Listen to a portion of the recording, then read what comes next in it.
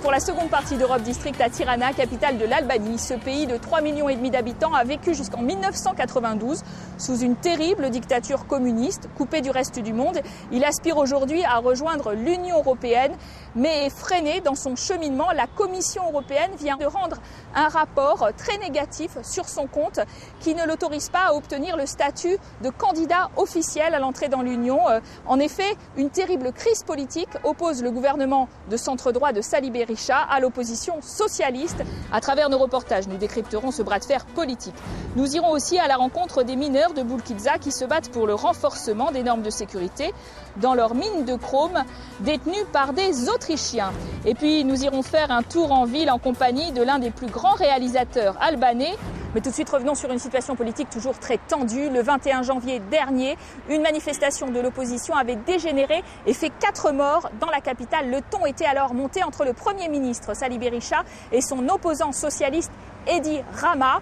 Les socialistes qui boycottaient le Parlement y sont finalement retournés en septembre dernier. Mais la situation n'est pas pour autant résolue, comme nous le montre ce reportage de notre envoyé spécial, Alix Le Bourdon. Début de journée au pas de course pour le Premier ministre. La Commission européenne a refusé à l'Albanie le statut de candidat. Première raison invoquée, l'impasse politique permanente dans le pays. La raison pour laquelle les autres pays l'ont eu mais pas l'Albanie, et ce pour la deuxième fois, c'est que ces pays ont la chance de ne pas avoir d'opposition qui bloque le vote des réformes pour l'intégration. Depuis la réélection de Salih Berisha à la tête du gouvernement en juin 2009, l'opposition refuse de reconnaître les résultats.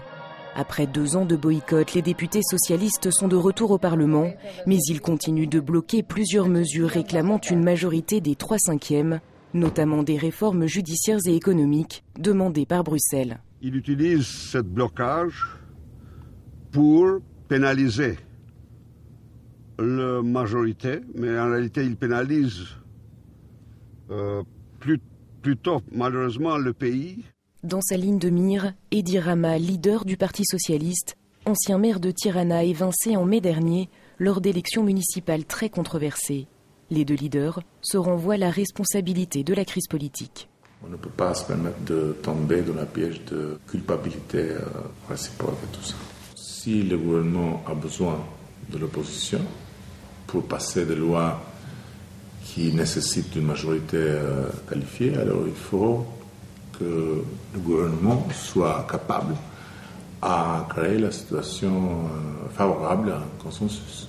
Quelques jours avant la réponse négative de la Commission européenne, Edi Rama a fait des propositions au gouvernement, notamment dans le domaine de la justice et du processus électoral, propositions jugées inacceptables par Salih Berisha.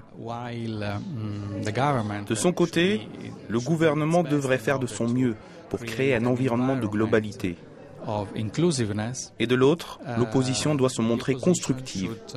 Si ces 2 conditions sont respectées, alors l'intégration de l'Albanie à l'Union européenne sera plus facile. Les différends qui opposent les 2 hommes semblent dépasser la sphère politique. Certains y voient un problème d'ego. Monsieur Berisha se voit comme quelqu'un qui serait chargé d'une mission. Rama, de l'autre côté, se voit plus comme le chef de file d'un mouvement de contestation que comme le leader de l'opposition. Une haine et des attaques verbales renforcées par la mort de 4 militants socialistes en janvier dernier, lors d'une manifestation organisée à l'appel d'Edi Rama. Je ne pense pas qu'il y a quelque chose de personnel, je pense qu'il y a quelque chose de générationnel peut-être.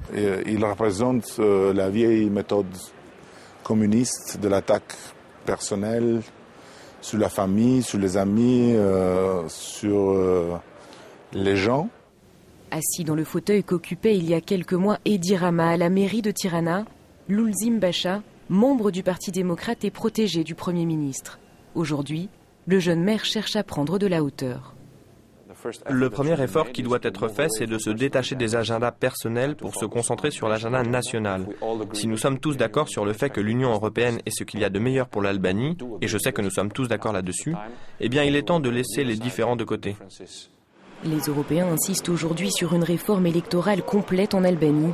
Ils espèrent un accord entre pouvoir et opposition sur l'agenda européen qui soit désigné cause nationale et qui ne serve plus de terrain de jeu à des rivalités frontales.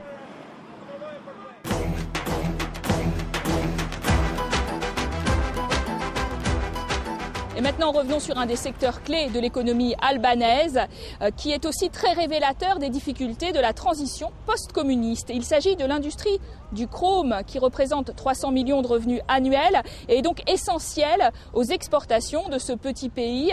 L'été dernier, les mineurs de la mine de chrome de Bulqiza, au nord-est du pays, ont entamé un conflit très dur avec leur direction autrichienne. À l'issue d'une grève de la faim hyper médiatisée, ils réclament toujours davantage de normes de sécurité. Notre reporter est allé à leur rencontre. Ils attendent angoissés le retour de leurs collègues. Nous nous apprêtions à descendre dans la galerie pour une visite accordée par l'entreprise. Mais au 16e niveau, une explosion s'est produite. Cet homme est choqué. Il vient de voir l'un de ses collègues mourir sous ses yeux. La mine est évacuée. Les ouvriers ne peuvent contenir leur colère. Allez parler à la direction, ce sont eux les criminels. Mais la direction nous demande de quitter les lieux. Avant de nous emmener voir les blessés, Baki tient à rassurer sa famille.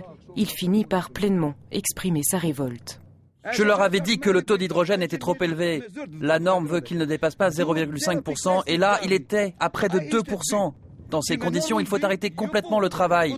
Sinon, ça explose. Mais on nous a dit de continuer à travailler. Une colère d'autant plus forte que cette explosion meurtrière survient quelques semaines après une grève de la faim de près d'1 mois. Les salariés réclamaient de meilleures conditions de travail et un renforcement de la sécurité des installations. Baki, lui, était resté 22 jours sans manger au fond de la mine.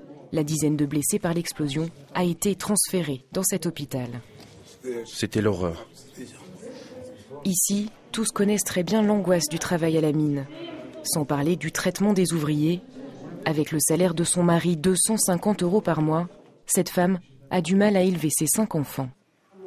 Il n'y a pas de sécurité dans la galerie. La mine est comme ça. Et en plus, le salaire est bas. Nous sommes 7 en tout. Et ça ne nous suffit pas. Baki rentre chez lui pour retrouver les siens. Sa femme Zamira est soulagée de le voir entier, mais demain il retournera au travail, avec en tête le même constat.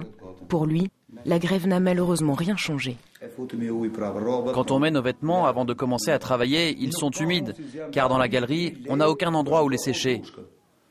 Vous vous rendez compte, on travaille toujours avec des brouettes comme il y a 60 ans. Après avoir été administrée par une entreprise italienne, la mine de Bulqiza est gérée depuis 2006 par ACR, une compagnie locale filiale d'un groupe autrichien. Fin septembre, un accord avait été signé avec les ouvriers grévistes, augmentant leur salaire de 20%. Mais cet accident rappelle le manque de sécurisation des installations, contre lequel les mineurs avaient également protesté. Nous avons investi pour la sécurité des ouvriers en renforçant les installations avec des armatures métalliques. Il n'y a pas eu d'accident les 3 dernières années. Un chiffre difficile à vérifier. Si l'explosion fait la une des journaux du jour, c'est loin d'être le cas de tous les accidents. Il faut être conscient que les accidents sont étouffés. La nouvelle n'arrive même pas jusqu'à Tirana, il n'y a donc pas de chiffre officiel. À Bulqiza, la plupart des familles de mineurs vivent dans la pauvreté. Pourtant, les bénéfices de la société ACR sont montés en flèche ces dernières années grâce à la hausse des cours du chrome. Voté au Parlement, le contrat de concession obligeait aussi l'entreprise à investir 2 millions d'euros pour rénover les installations d'ici fin 2010. Où va tout cet argent? Où va toute la richesse qui sort de cette mine? L'argent du chrome? Qui est responsable? Le président du syndicat du secteur minier, qui a soutenu la contestation des salariés de Bulqiza, n'hésite pas à pointer du doigt les responsables. On n'a jamais voulu attaquer l'entreprise et on n'a jamais demandé à ce que cette compagnie quitte l'Albanie. C'est une entreprise occidentale avec un solide cadre juridique, mais ici, elle s'est confrontée à des choses qu'elle ne connaissait pas et des ministres irresponsables sont à l'origine de cette situation extrême. Une situation qui illustre le phénomène de privatisation à marche forcée, mal maîtrisé dans ce pays qui a vécu 50 ans dans l'isolationnisme le plus total. Et pour notre balade culturelle, nous allons à la rencontre de Kuytim Çaçku, l'un des réalisateurs albanais les plus connus. Il dirige aussi la première académie du film Maroubi. Nous allons lui demander de nous faire visiter son Tirana. On va tout de suite le retrouver.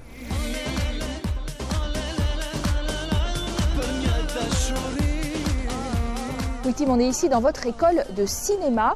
Alors expliquez-nous comment elle a vu le jour. C'est une école de cinéma et de télévision. Elle a été créée en 2004. En total, on a 30 étudiants. Il était les grands studios de cinéma pendant le temps du régime communiste, qui a produit beaucoup de films de propagande. Maintenant, ça s'est transformé en une ville de médias. Ils sont 8 chaînes de télévision autour de notre école. Je pensais créer la première école de cinéma en Albanie avec une aide de l'UNESCO. Mais quand tout était plein d'inspiration et de succès, les gens, ils ont dit, voilà, il y a un bon jardin en face de l'école. Si on fait un grand bâtiment, on donne dans une chaîne de télévision, un truc comme ça. Et ils ont commencé une violation totale pour venir ici, mais il y avait une résistance énorme des étudiants et les professeurs de l'école et aussi un grand support international. Le paradoxe, c'est que vous-même, vous avez exercé pendant 9 ans sous le régime communiste. Alors post-mortem, votre film qui est réalisé sous un système communiste de censure, vous avez pu y dire ce que vous voulez quand même ? Il était totalement censuré. Mais c'est lié avec le mode de pensée. Les dictateurs qui pensent qu'ils vont être toujours éternels. Et aussi, qu'est-ce que c'est la perception d'éternel pour moi? Parce que c'est une comédie noire, exactement, qui explique chaque jour, chacun, il peut faire les choses pour la richesse de l'humanité du monde.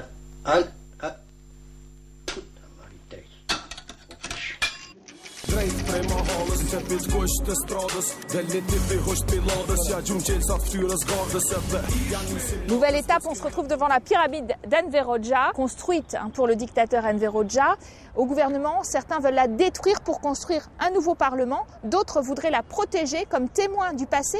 Quel est votre avis ? Moi, j'ai une philosophie que rien ne doit être détruit, parce que chaque temps, chaque époque, il a besoin de différentes traces. Alors parmi les monstres de béton qu'a fait construire Enver Hoxha, il y a aussi les fameux 500 000 bunkers répartis sur tout le territoire pour protéger contre l'agression américaine, probablement la population albanaise. Vous traitez de cet épisode dans Colonel Bunker, votre film. Colonel Bunker, il était plutôt lié avec cette mentalité de bunkerisation, de mentalité des gens, et pas du tout seulement le bunker comme on parle de paysage. Quand j'ai fait la première mondiale de mon film à Montréal, tous les journalistes m'ont posé les questions. Comment j'ai organisé, j'ai préparé tous les bunkers autour pour réaliser mon film de fiction. Et je dis oui, mon producteur, il était très riche, il a travaillé 30 années pour construire les bunkers pour réaliser mon film. Et le nom de lui, c'est Enver Hoxha.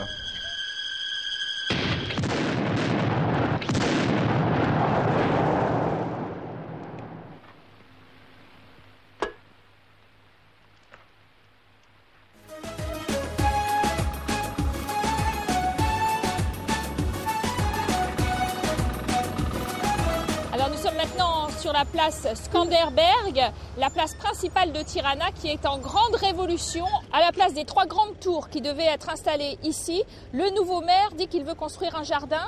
Vous êtes content ? On peut dire maintenant que ça devient un autre grand projet. Je trouve que ça va être les bonnes choses qu'on peut faire pour le centre d'ici, des places, de créer un grand parc.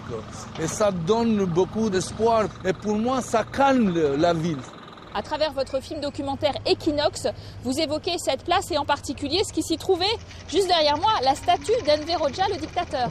Exactement, j'ai fait un documentaire qui est lié avec ce temps de transition en Albanie.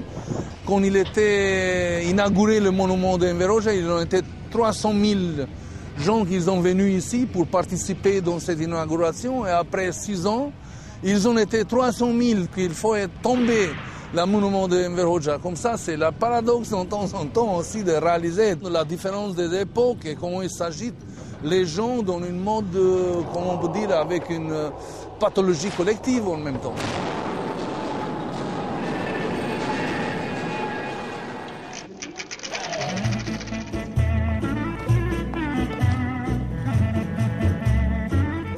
Alors maintenant, vous nous avez emmenés au centre mondial des Bektachis, mais qui sont exactement les Bektachis? C'est une religion qui a été fondée au XIIe siècle et qui est un symbole de libéralisme des religions islamiques. Et elle venait en Albanie de Turquie en 1930 et elle est présente ici comme un centre mondial de cette religion bektachisme. Rien n'est interdit. Il mange aussi le porc, il boit du raki et du vin, comme ça il n'y a pas aucune chose qui est interdite. La première preuve que le libéralisme de cette religion islam en Albanie, c'est comment ils ont protégé les Juifs pendant la Deuxième Guerre mondiale. Et là, vous vouliez nous emmener voir le chef de file Bektachi. Oui, ça va être une surprise parce qu'ils sont avec leurs vêtements tout en couleur. On va aller voir un petit peu.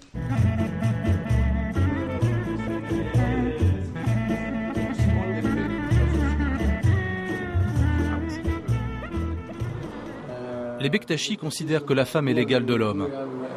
Ils doivent fréquenter les mêmes lieux sans être séparés. Nous n'acceptons donc pas de voiler la tête des femmes, ce serait une honte.